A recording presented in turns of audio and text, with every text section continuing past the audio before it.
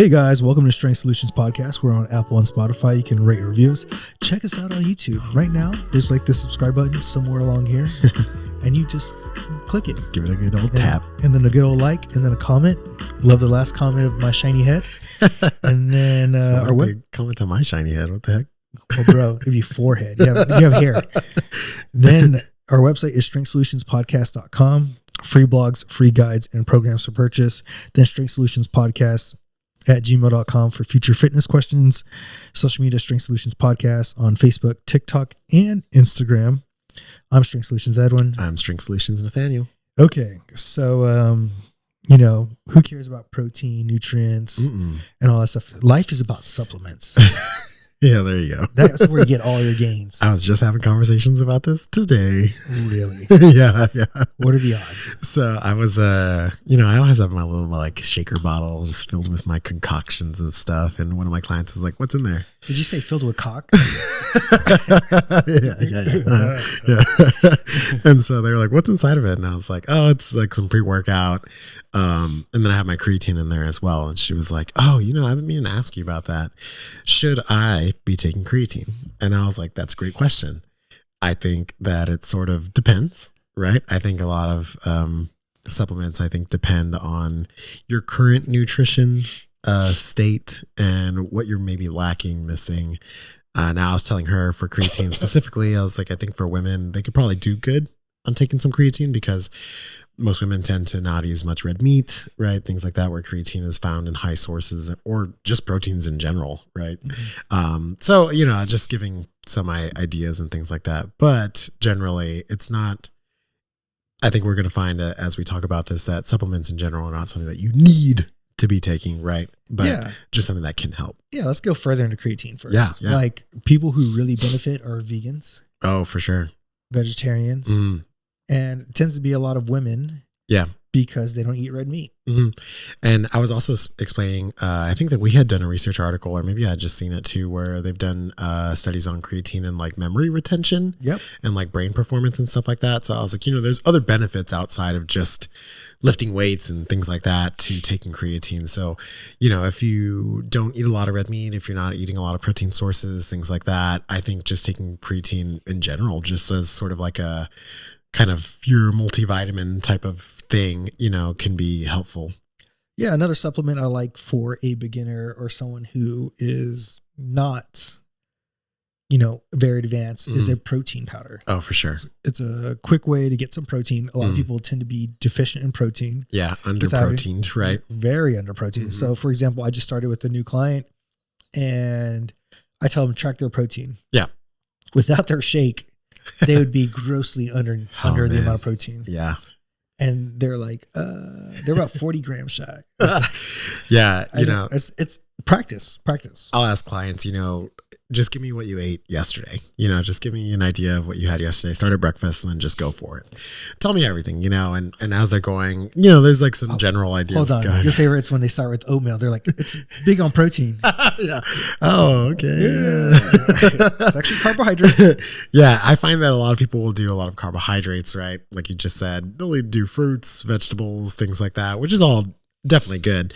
But as they're talking, I'm sort of like mentally adding up how much protein they've had throughout the day. And I'm like, so you had like 60 grams of protein today, And I'm like, that's a little low, It's probably not even on the low end of what they should be having, for most people. Yeah. No, I mean, people grossly underestimate how much protein they're having. They're like, well, I had a sandwich and it had meat in it. Yeah. But then if you look at it, it's like one slice of ham, one slice of turkey.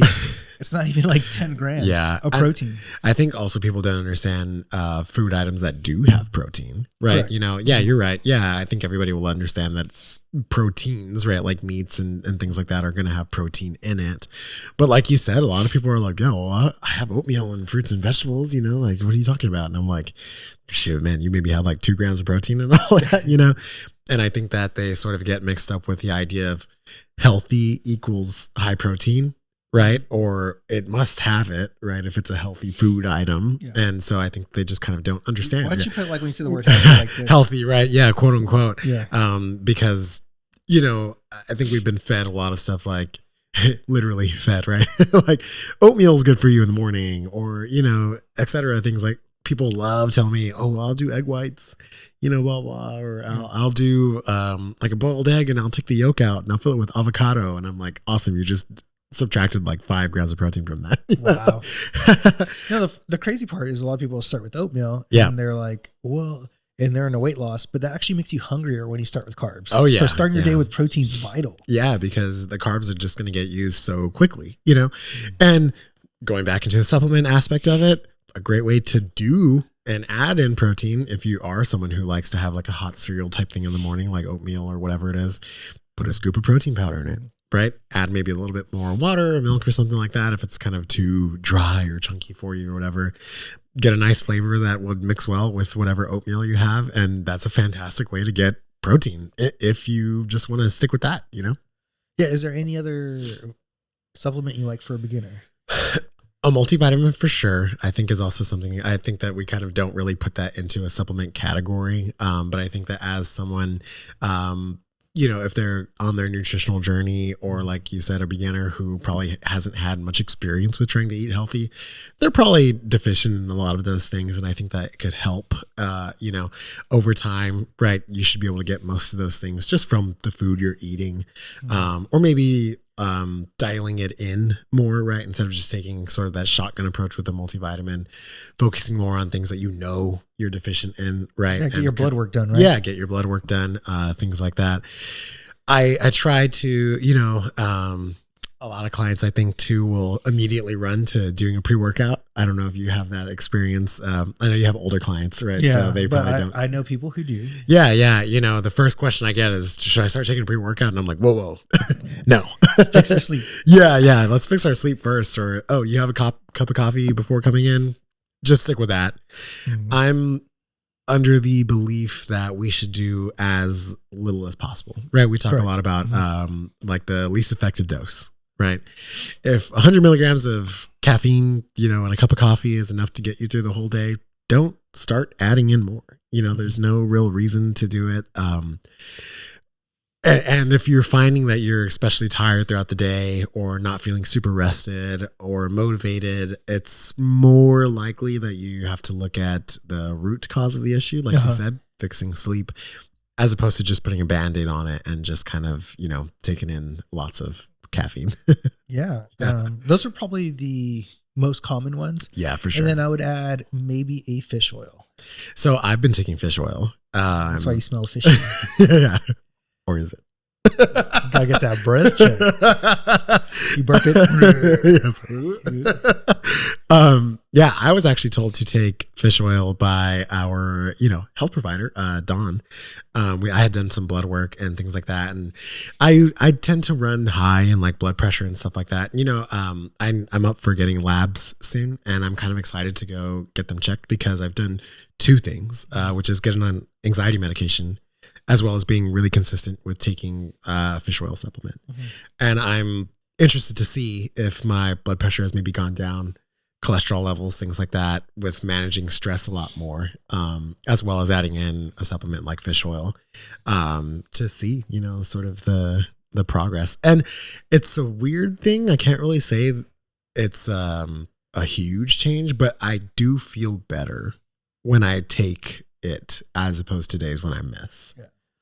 And this is the reason I tell my clients to do blood work is vitamin D.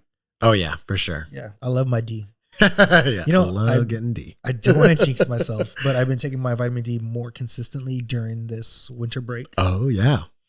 And this is the first year I've done it. And I feel like my response is much better, where I have had the least amount of allergies besides the week that I wasn't consistent. Oh, interesting. And there was the week that I ate crappy, and it happened to be between Christmas and New Year's when my sleep was off too. Oh, for sure. Yeah. I think we all felt like shit. And I think it has made a difference. I noticed a difference in mental clarity and energy levels. Yeah. And I think getting your blood work is vital. Yeah.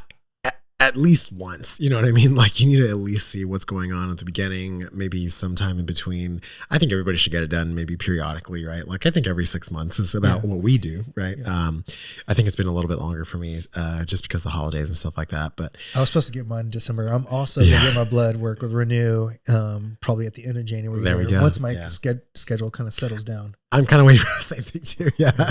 Which I'm sure they're expecting, you know what I mean? So, in terms of other things that aren't necessarily supplements or things that you take and stuff like that, I've been experimenting with a lot of like, how do I say it? Like breathing aids, you know, like we, you know, have kind of messed around. Yeah. Like nose strips, things like that. And just recently I found, something called nasal dilators. And I've kind of been interested in using one, number one, because they are reusable. So you don't have to just like throw the strips away every single time, or even when I was using the Intake brand kind of nasal opener, they still had the little patches that you would just have to throw away. It's just kind of annoying to kind of like stick them on and stuff like that. Now the nasal dilator is like this little plastic thing. And honestly, I can't explain it any other way, but it looks like fallopian tubes. Like it's got like that U shape with like the ends, circular ends on the sides, and it goes inside your nose. So it clips in this way and opens it from the inside out. Oh, okay. And so they said, number one, that it helps with people who have like deviated septums, who, you know, have a smaller passageway on one side, or with people, and I don't know if there's a term for this, but if you're sitting at home right now, if you have a mirror in front of you or something, and if you just breathe in super hard through your nose only, right? Like if you kind of give a good like suction in and the nasal passageways collapse. I don't know if you've seen that in people, right? Where like the passageways will kind of close as you try and breathe in through there. That'll happen sometimes as you sleep or even while working out and things like that. And so this kind of eliminates that from happening by physically holding open the nasal passageways. So I might get some of those and experiment with it, like during sleep or even during working out and stuff like that, and see if it makes any changes. Dang, dude. Yeah. So sounds pretty cool. Yeah. So if you find that you have issues sleeping or like sleep apnea or snoring or things like that, if you have sleep apnea, you should probably go get a maybe not just a nose strip. But yeah, I mean, if you find that you have issues with that, or just like, you know, constant congestion, things like that, it's something that you can at least do symptomatically to kind of help out. Yeah. So we have all these things, but at the end of the day, you still have to change your lifestyle. Mm-hmm. You still got to make sure you sleep consistently, you eat consistently, and you work out consistently. Yeah. And if you do those things along with these probably are like the last 5-10%. I was just about to say that exact amount. Yeah. Yeah. And so just focus on those things and you can make a huge difference. And these will help you with those little things. And two, when you add these things that we're talking about, add one at a time. Mm-hmm. I think that's the biggest mistake people make is they'll add the creatine, they add the protein, get a whole stack, right? Add the vitamin D, they do this, and then they don't know what's really working for them. Mm-hmm. Or what's making it worse sometimes too, right? Especially if you're not getting blood work. Oh yeah. Yeah. To see if there's like, hey, this is where I was before my levels. This is what I feel better now. And I feel more optimal here at vitamin D and here at this. So really get your blood work too, as well. Mm. This leads me to, what did you do this weekend and how has New Year's been for you? Oh yeah. Thank you, sir. New Year's, the day itself was fun. Went over to a friend's house and just celebrated and stuff like that. You can't have friends besides me. Yeah. The hell are you talking about? It was a good time. This is a monogamous relationship. There's no poly in there. No polyamory friendships here. It was a lot of fun, man. It was good to hang out with people and just have a good time and kind of ring in the new year and stuff like that. You know, it kind of doesn't feel too much different to me. It feels about the same as it did last year, just kind of continuing with what we've been doing, continuing to grow in a lot of different ways, stuff like that. I have some goals, like kind of weightlifting wise, stuff like that. I'm getting closer. You know, I've been thinking about getting closer to the age of 30 coming soon. You know, isn't that kind of crazy? I'm going to be 29 this year. You're a puppy. Yeah. And then I'll be 30 next year. And so I'm like, what are cool things I can do, you know, before then? Not that anything will happen 30 after. pull-ups. Fuck that. So there's like things there that I want to do and stuff like that. You know, keep continuing working on our house. Would you and share stuff like one that. of these goals, or Yeah, just gonna yeah, be like, so oh, you know, I it's have just- these fitness goals, and It's a very vague, Vague, mysterious. yeah, I'm wondering, like, well, what are these goals? Yeah. At least give me one. Shoot. I think one that I Just a really want to snack. do is that I really, really, really want to try and deadlift 405 before I turn 30. So that gives me about like 2-ish years, right? Before I can What do do you that. at 215? The most I've deadlifted so far is 360. And I gotta say, it didn't feel good. Okay. yeah. I definitely picked that shit up and I was like, I think you could pick up 45 pounds in yeah, 2 years. Yeah, I think so too. Yeah. So actually this Saturday, my brother and I are gonna go do some max testing and see where we're at the moment. This isn't exactly how far I wanted to be in the program that I'm doing before doing max testing. I was hoping that I would be just a little bit farther along. But I'm gonna go and kind of just see where I'm at. I'm not really gonna try and push for the numbers that I was looking for. Right now I kind of want to do my top numbers that I had previously. But just have them feel better. My deadlift has been the one that I've noticed has been the most like off. I just can't seem to get it into that zone that I was feeling beforehand. It was when I lifted that 360 that I was like, oh man, that just like didn't feel the way that I wanted it to. So I honestly think it's a little psychological. I think that I'm kind of like, I psych myself out of it sometimes, going back into it and stuff like that. So hopefully as time goes on, I start to feel more comfortable with it and things like that too. Are you using a strap and a belt when you're doing it? So I am. So I'm using straps. Well, I'm using straps now. I just started using them again. I just started using straps. I just started using a belt again. The thing for me, That's cheating. right? Yeah. Oh, we'll talk about that later. The thing for me with like straps, I guess it like pulls me a lot closer to the bar, and I don't feel like I can get into a position like that I'm comfortable with when I'm not using straps. But if I don't use straps, then I can't lift as much as I want to. And so I'm kind of in this weird like space It's where reteaching your hips into plane. Yeah. So this is a good topic to talk about, because a lot of people are like, oh, I'll just add straps and a belt and like and I'll just start get going better. for it. Yeah. Sometimes you got to make adjustments because it feels different. Yeah. It feels way different. You know, putting on the belt, putting on the strap. Sometimes I'm like, I don't even want to wear a belt because I don't feel like I can like utilize it properly. But then I'll take it off and I'm like, oh, fuck no. Like I definitely need to put that shit back on. And so I don't know. I think I just kind of need to go back a little bit. I've honestly been thinking about experimenting with the trap bar deadlift a little bit more. After this, To feel the overload a little bit more. and to get more, how do I say it? To feel more of that leg drive, right? And really kind of understand like, okay, that's what it feels like when I'm pushing with the legs. And right now I feel like I've kind of almost like regressed, like I'm using more of my back and things like that, and it's not really feeling as good. Because your problem was staying up instead of coming down. Right. Yeah. And so I think that I need to kind of I think a lot about that. I actually went back and watched the video of us with Austin because I was like, what was I doing then that felt so good that I'm not doing now? And I think I've kind of gone back to where I'm being a little too far over the bar and just not feeling comfortable in that kind of lower seated hip position. And so I've kind of been thinking about going back and training with the trap bar and sort of ingraining that pattern a little bit more. And hopefully, I know it's very different. They're two completely different ways of picking up weight off the ground. But hopefully being able to kind of bring that back over to the barbell and seeing how that feels. So I got a few more weeks on this program that I'm doing. Then I think I might do some of that and then kind of work my way back into it and hopefully get that 405 by the time I'm the big 3-0. Good thing is you're showing people that you don't always just keep on doing it. You have to do something to feel something and then bring yourself back. Yeah. And so a lot of people get stuck in, if I'm deadlifting, that's the only way to get better at deadlift. But sometimes stepping away and doing maybe a deficit deadlift or even a trap bar deadlift to get you moving better is a lot better than just sticking with the deadlift. Right. Yeah. I think that those are kind of my plans as of right now to see where it takes me. Yeah. What about you, man? How's yours going? Good, man. Everything's good. Our goals are to be more social this year. Right. You told me about that. I like that as a goal. It's very interesting. Yeah, because we tend to be homebodies. And so maybe taking her out on dates a little bit more and maybe do dancing. Ooh. So you like dancing, don't you? I do, but to teach like salsa, letting a bunch out the dances. And Okay. so going with professional instructors and actually taking a dance class together.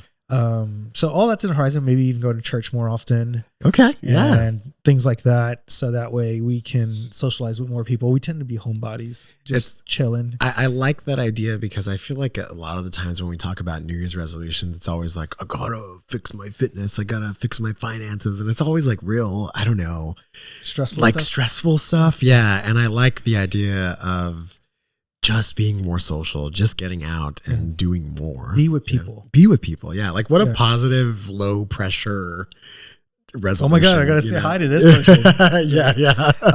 But yeah, that's probably my main goal. And then personal goal is for fitness, because I'm turning 40 this year. Wow. And is to go back and hit 400. Okay. Since I've been lifting 310, I think was the highest. Okay. My deadlift. Mm-hmm. 325 for my squat.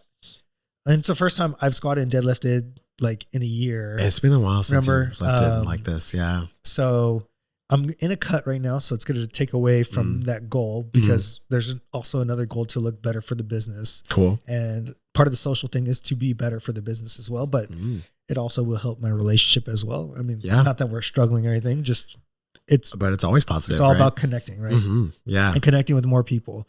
We're humans. I think we forget about that social aspect.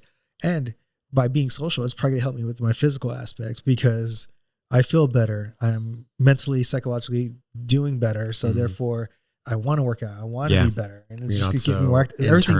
Everything works together, right? At the end of the day. And I had this investment, told you about it, and I just got it in this past week. The massage chair. Hell yeah. Dude, I was like so sore the other day on my back and stuff. Just sat in it. Felt a lot lighter. That's badass, dude. Great investment. My arms too. Like it'll like pressure your arms. Yeah, it looks like a little capsule. Like you like sit in it. I should make it like a spaceship. I should make like a thing over the top. Yeah, you need like LED lights and stuff like that. Like smoke air coming out. Yeah, fog. There's an alien coming out. That's pretty cool, man. That's awesome, dude. I think that's a really cool like home equipment item, to have at your disposal. And I just think that I really like massages. And I can't ask Amanda every day. Yeah. But at least I got now you have a supplemental item. It's a supplement, because I honestly think it's a supplement because it doesn't feel the same as human hands. And I'm a big touch person. Oh, interesting. Like I like touching Nathaniel's leg like this. Yeah, when I'm real sad. It's okay. It's okay, little boy. But as humans, right, that's another aspect of it too, right? It's like we need that social aspect, like you said. Those are parts of like having a healthy lifestyle, Isn't it so underrated? Yeah, And definitely. It also, I don't think people think too, it's who you have in your life that makes a difference. Oh yeah. So like if they add stress to your life and they don't add value to your life. There's this one new client that I got recently, and he adds a lot of value to my life. That's awesome. Talking to him and just getting to know him. I went to his house one day. We talked about guns and stuff, and just the amount of value that a person can give you. Yeah. It's pretty amazing. Yeah. I mean, we meet so many different types of people, and each one of them brings me a different perspective or thought, or I'm sure I bring them different perspectives and thoughts and things like that. And it's all, I'm very happy for my job because I feel like it's a very positive job.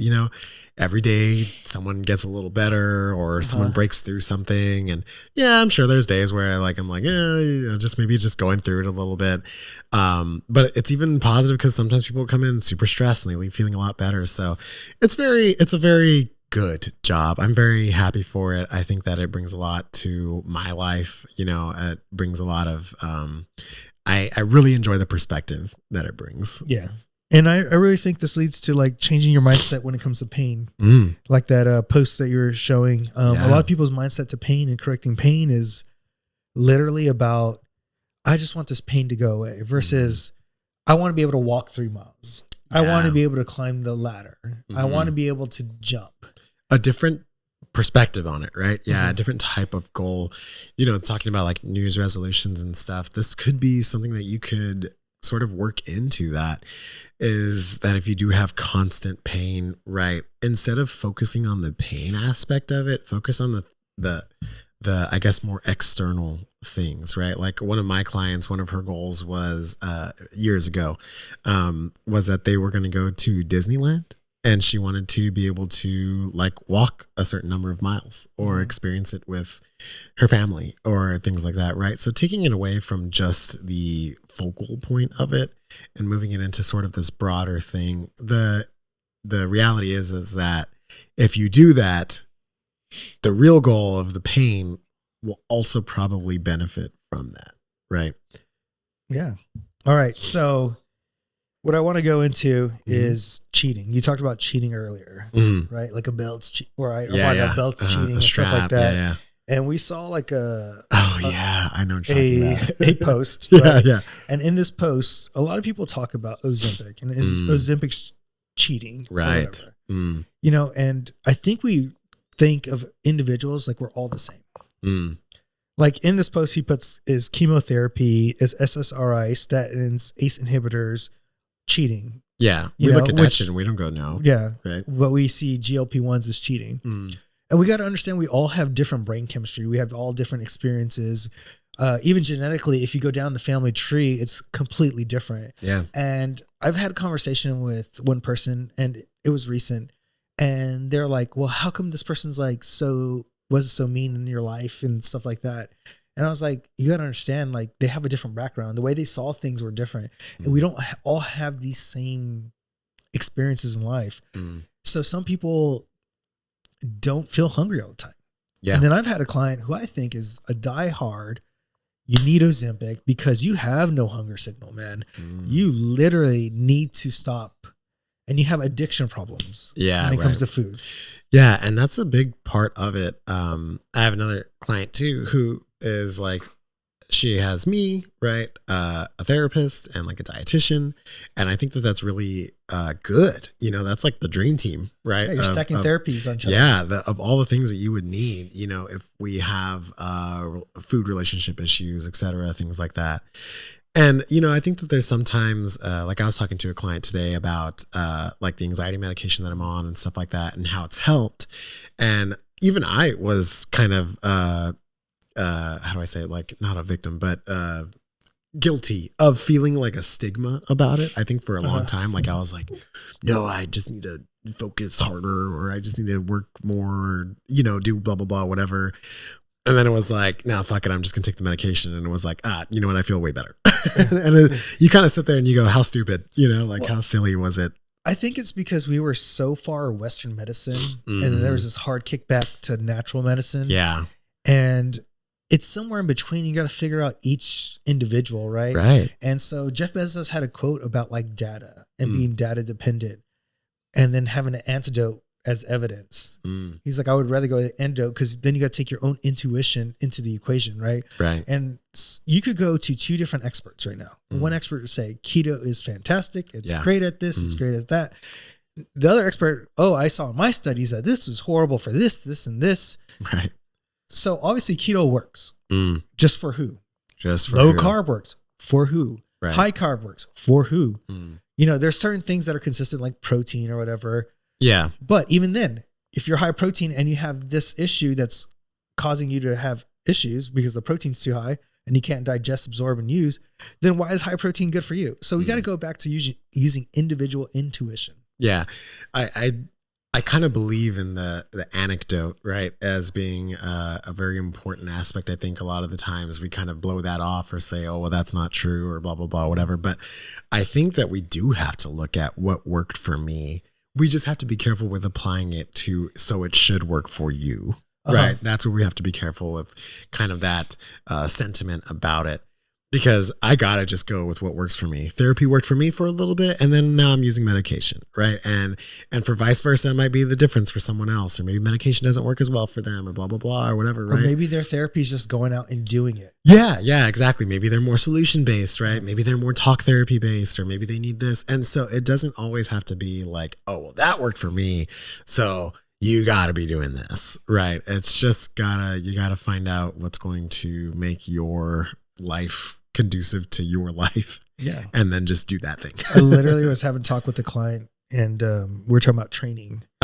And she's like, "Oh, do you train everybody this way?" And I'm like, "No, we do similar exercises, Right. but Yeah. even within the exercise, I might teach it a different way." Yeah. Or the intent about it might be different. Yeah. And I told her literally, that's why I know how to use a mace. I know how to use a kettlebell. I want to learn how to use an Indian club because you may enjoy this, so I could get you to keep on doing this. Right. Yeah. Right. I do traditional training. I do like training that's a little bit more athletic for individuals than I do the weird balancing stuff, because they may want to do that stuff because they like that stuff. Maybe their goal is not hypertrophy, but to make things feel difficult in different ways. You know, it's learning different ways to help different people. And I think that's the problem with society is ego. And I literally sent you a video about this guy talking about like when you punch and your bicep is isometric, and like this dude's just talking about like functional training again. And it's just like, look, one affects the other. One, you know, what do you need as the individual? There's not one perfect formula out there. Right. All right, let's go into studies. Okay. The first study was done on December 17th, and more calories, more consumption. Individuals with and without obesity both prefer high calorie foods in the study. So in the study, it obviously showed that both, if you're higher in obesity and your normal weight, you prefer foods that are high calorie. I mean, it makes sense, dude. It's just how the human body and mind was like hardwired. You know what I mean? Like, I say this all the time. I'm gonna still say it in 2025 is that like we are running on old technology, right? And we were looking for that high caloric food because we never knew when the next food was going to come by. And so I feel like the issue is that in today's time now, all foods are high calorie, right? It's far easier to get high calorie foods or make your food high calorie, right? And we're hardwired to want more of it. And so we just keep getting it, which wasn't normal. Right. Then that's where it becomes an issue of weight gain, high blood pressure, on and on. And so that's interesting that no matter what, because I think sometimes, like you said too, we kind of look at everybody, especially people who are obese, and just say like, oh, what's wrong with them? Why can't they stop eating? Blah, blah, blah. But it's like, it's kind of just the human brain. Yeah, dude. It's just amazing that people don't realize that the human brain's getting overridden by processed food. Right. And I don't think processed food is bad, because there's parts of the world where it's hard to get nutrition. Yeah. And it may help them survive. All right. The second one is targeting your brain enzyme to curb obesity. And this is at the University of Montreal. There's a hospital. So endocannabinoids in the brain play a key role in food intake and energy use. Modulating the action of these molecules could help fight obesity. So there's a stigma that stoners are obese, right? But a lot of them are actually pretty skinny. Yeah. So there's a certain protein, an enzyme that is connected to feeling more hungry. And what happens is the cannabinoid sends more of that, but it does the opposite. And they still don't understand how it works. Interesting. But it could be the reason why maybe they have munchies in the moment, but then they don't eat all day. Yeah. Yeah, that's interesting. I've noticed that if I'm ever under the influence, that we live in the state of California. I think that food does taste better, obviously, but I also find that like I tend to, how do I say this? Like, I guess think more about it. Like if I'm eating a food that's like highly processed, my brain is almost like, this is kind of gross. Like I shouldn't be eating this. I should be eating like real food. I should be eating something that's like good for me or whatever. And so I find that it's still enjoyable, but I also find that if I am eating food that's quote unquote good for you, that I think most people kind of find like not as palatable, it kind of helps. Cause I'm like, wow, this shit's really fucking good. And it kind of like, it's crazy because you'll see a stoner and they'll be like, dang, this chicken and rice was amazing. Yeah. Cause it's just like everything is fucking good, Yeah. So it kind of helps sometimes that, I've never thought of using it like that, but it's like, maybe if you're like in a cut and you got to kind of eat more clean, I bet getting a little bit of THC or something like that could make that experience more enjoyable. and not be so like, oh, I gotta eat the same shit over and over again.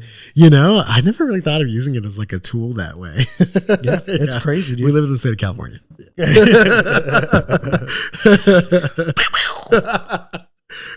FBI. Open the door. All right, let's get into our fitness questions. The first one was a question by somebody you know, I guess. Why can't I use exercise to lose weight instead of being in a caloric deficit? Yeah, so I love talking to him because he'll always ask me questions and he wants to know the why about why we're doing things. Does he do a profession within engineering, medical, some science, or a finance? Yes. Okay. Yeah, he's an accountant. Okay. So he always wants to know the reason why things are happening to understand. He just wants to understand. And I find that when clients ask me questions like this, giving them the answer and being completely open with them helps them stay a lot more like consistent and I don't know, I don't want to say excited, but just focused, I guess, because they know why we're doing things, as opposed to like trying to keep it a secret, you know, or be like, no, I can't tell you why. I got this special thing. Yeah. This is proprietary, you know. Yeah. And so he was asking me questions about, you know, why we were doing certain things, or just trying to understand why things that he's heard in the past or stuff that we've been told all the time isn't necessarily true. And so he was asking me, you know, like if I'm in a caloric surplus, right? Like if I'm eating a lot of food, kind of what happens to the extra food that I'm eating, right? Yeah. And also, you know, my watch says I burn this many calories. Why can't I just do more exercise instead of having to change my whole diet, right? Because that would sound a lot better, right? You know, instead of, I can still eat cheeseburgers, I just got to work out a little bit more. That sounds awesome. You know? Yeah, but the reality is that unfortunately doesn't work. And so I was explaining to him that the reason why you can't do something like that is because the caloric expenditure of exercise, especially resistance training, is number one, really hard to calculate, right? Most apps and things like that don't have, they're number one, they're super off, right? And two, a lot of them I noticed don't even have the option for resistance training. Right. And it says functional training is the closest one on my watch. And the thing is that I might be burning more calories during a squat as opposed to doing a bicep curl. But if I'm using my app, it's just going to count it all as the same thing. You know? What's the load? What is the actual intensity? Right? How many reps am I doing? You know, am I doing more tempo? Am I doing more athletic stuff? Like there's just no way to really calculate it. And so we don't use it as an aspect of what we're doing, because also the amount of calories that you're burning is way less than you think it is. Yeah. It's really hard to burn calories. Again, going back to what we talked about earlier, we're hardwired to be efficient. You know, and have slow metabolisms and things like that. So it's really hard to use exercise to offset a big caloric surplus as opposed to just trying to eat less food. It's way easier. And less time consuming. Yeah, dude. I just think when it comes to caloric deficit, it's a deficit. And you can literally eat like one bar that's 200 calories. Look how much it takes you to burn 200 calories just running. Yeah. It takes fucking forever, dude. You know, and it takes a lot. There's a person who's like, I'm going to run off this crumble cookie. Like we saw it. 7 miles, right? I think it was a lot. Yeah. Like he was out running for a fucking long time. And it's that's for one crumble cookie. And the thing is that most people can't even do that, right? They don't even have the capacity to do something like that.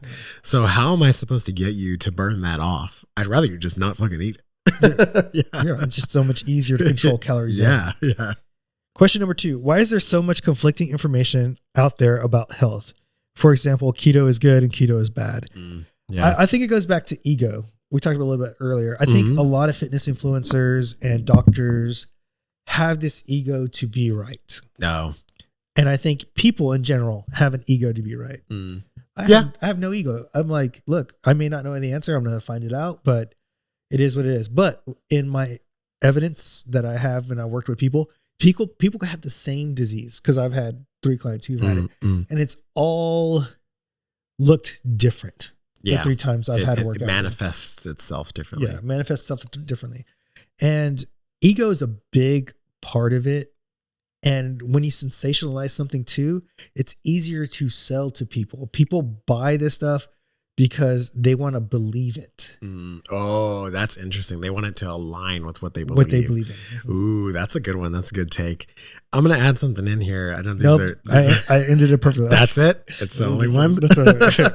I know both of these are kind of bleak, but I also think that it's money. So I had a client who asked me, and she was like, "Can I ask your opinion on detoxes?" And I was like, and she was like, "Okay, never mind." And I was like, "Was that my answer already?" And she was like, "Yeah, I get it." And so I asked her, and she said, "No, I had gotten this email, about some detox that this company was selling, and it was like $400 or some shit like that." And I was like, "What was it? Was it like a package they were going to send you? Like, is it like a bunch of supplements, or is it like a program or something?" And it was like some sort of package. They send you the stuff, and okay, you're supposed to take it for 3 weeks, or 3 weeks, like 3 days or whatever, and I was like, here's the thing, man, like, it's not gonna drastically change your life, right? Like, you're not gonna do this detox and be like, oh my God, 20 pounds. I'm so much healthier now. Like, I was like, you're gonna get the same results of just not being stupid and just eat normal for a week. You know what I mean? Like, you could have got the same results. 3 days of just drinking water, taking multivitamins and electrolytes. Yeah. And eating clean, Yeah. And I was like, you're going to get the same thing and probably save a lot of money. And I was like, honestly, you could probably look at whatever it was, because I think it was more of like a meal plan thingy. Oh, okay. And I was like, if you really want to, I was like, just look at what they're going to send you and just go buy it and just do it yourself at home. And you're probably going to save like $200, on just buying the food and doing it on your own. Now, I was telling her too, I was like, look, I'm not going to pretend like there isn't some like mental aspect. Hey, if you really need to just feel like, okay, I jump started myself and I can start all over again and stuff like that. Like, I get it, but I'm also like, there's probably a lot cheaper ways of doing that. Sounds like you have experience with people. Yeah. Because sometimes you just got to do it. Sometimes you do, you've said it, right? Like, where you've had some clients where you're just like, go do the fucking thing, right? Just go do it, or let's just work out super hard so you just get it out of your system, right? And then after that, okay, it's going to make it a lot easier for me to just get you back to it. So I think, there's the ego, and I think there's the money, and both of those two things convolute, the information that we get. And people wanting to hear what they want to hear. Yeah, I think that's a really big one, man. Because I know I'm kind of ripping on this, but it's like the detox thing. It's like some people are all about it, right? Like the cleanse and the juices and the blah, blah, blah. I feel so much better. Yeah. And they want to believe that shit so hard, right? Because they feel shit because they eat like shit. Yeah. And then so they do it for 3 days, and it's like, oh, so you didn't have processed food and you ate a bunch of fruits and vegetables and drank a bunch of water and you felt better. How weird is that? It's like, and you ate appropriate amount of calories. Yeah. Wow. Crazy. This is new technology. All right. Question number 3. I have pain in my knee when I squat. Should I stop squatting? Mm-hmm. So I would say find someone like a PT or a personal trainer who knows about squatting. It's not the squatting that's causes the issue. It's the alignment of the hip or the alignment of the ankle, which causes the knee pain. It's usually not the knee itself, unless you need to get an MRI or something like that. Unless you have like some acute issue to it, right? Mm-hmm. So let me give you an example. So I was squatting the other day, and I've been really focusing on like a full range, like really getting my butt down there and coming back up.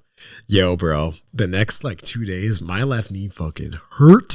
Yeah. Bad. Like, it was tough to like get down. Like, I was like, because you're not doing 90 degrees. Yeah.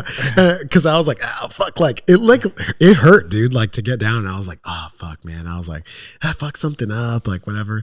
But and now this is lucky, right? Because I know this information, but the position that it was in, I was like, that's my tendon for sure. And I was like, I think it's just not used to going down to that depth. It's not used to taking that kind of load. It's not used to doing that type of thing. So you know what I did? I stopped squatting for like 2 days. And guess what? It got better. Mm-hmm. You know what I did the other day? I did squats.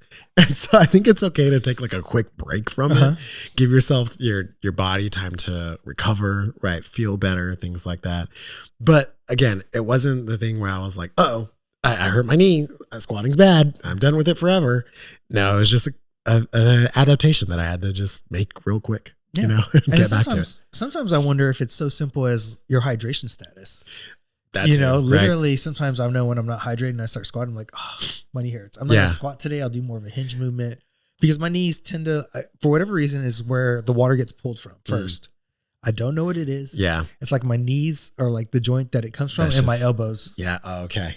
You know, and so to kind of back up your point here, I squatted New Year's, I think it was right before New Year's Eve. And then I had Christmas Eve. It was right before Christmas Eve. So then I had Christmas Eve, Christmas Day. And then I don't think I squatted again until like maybe the week following or maybe a few days after that. But it was like I ate in a surplus. I drank a whole bunch of shit. And then, you know, in 2 days I was like, it feels way better. And so like I probably just needed to recover. I probably just needed to load a little bit more, give my body the resources, right, to repair. And then I felt better. Yeah.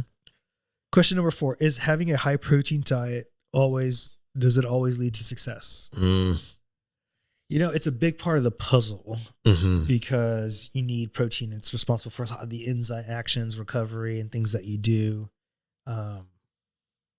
There's nothing bad I can say about protein unless you really are just a person who can't absorb and digest. Yeah, unless you're having like some sort of weird problem. I mean, you might have issues with some types of protein. It's very rare, by the way. Right. Yeah, very rare it is because, again, humans are kind of made to need this stuff. Now, I guess saying that it always leads to success, I don't know if it'll always lead to success, but I know that it's going to be really hard to have success without it. Exactly. You can put it like that. It's crazy doing a weight room program without enough protein versus with enough protein. Dude, makes a huge difference. You're just not gonna get anywhere without it. Yeah. The main issue I see with clients who like don't progress or don't gain strength or gain strength very slowly isn't because of the programming or how many times they're coming in a week or whether they're doing the split or this or that or whatever. It's just like they're just not fucking eating. Or sleeping or something else, you know? So I think it's a big part of it. So yeah, if you want to have success, you're probably going to have a high protein diet. Yeah. And I think it helps you have success with weight loss because you feel more satiated throughout the day. Not eating oatmeal in the morning. Yeah. All right, guys. If you like what we're doing, you can share us on Apple and Spotify. You can rate and review us. Check us out on YouTube. Hit that subscribe, hit the like, and leave comments down below. Then our website is strengthsolutionspodcast.com. We have free blogs, free guides, and programs for purchase. strengthsolutionspodcast@gmail.com for fitness questions. Then, if you're looking for our social media, it's Strength Solutions Podcast, Facebook, TikTok, and Instagram. I'm Strength Solutions Edwin. I'm Strength Solutions Nathaniel. Until next time, guys. What? Peace out.